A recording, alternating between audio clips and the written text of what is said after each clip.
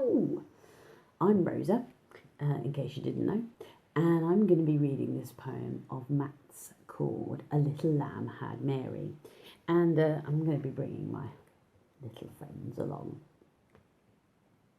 Mary had a little lamb, its fleece was white as snow, and everywhere that Mary went, the lamb was sure to go.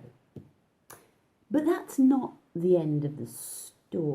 Some details were conveniently left out. The little lamb's top legal team got him off on reasonable doubt. The lamb had Mary at his side constantly, going everywhere he went. He trained her to clean every trace of them if they had to cause an accident. Mary was an expert at getting rid of evidence at the scene of his crimes. No hoof prints or wool fibres were left, just the natural dirt and grimes. Whether it was a murder of a rival herd or a collection of a golden fleece, poor old Mary was always left behind to clean up for the police.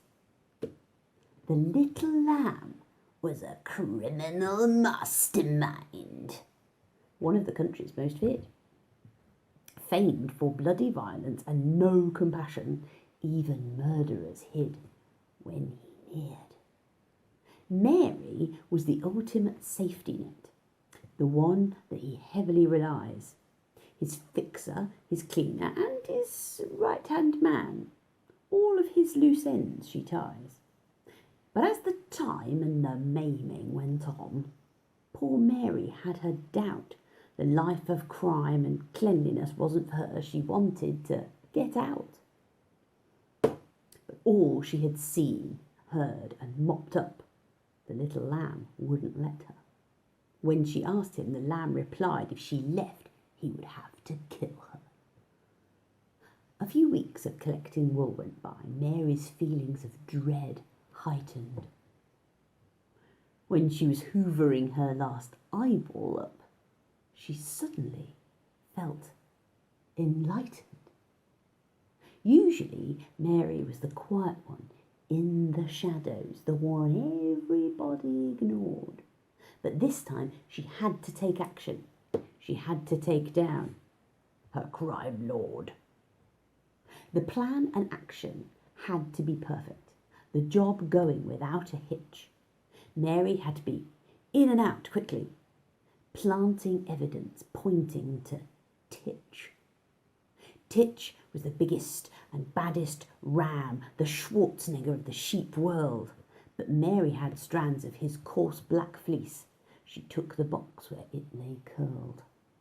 She crept stealthily to the little lamb's luxurious stable in the night's darkest hour.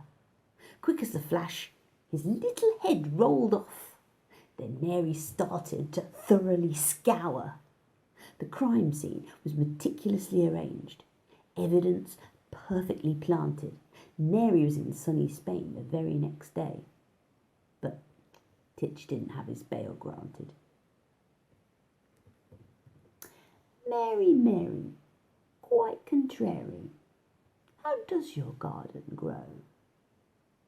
With silver bells and cockle shells and pretty maidens all in a row.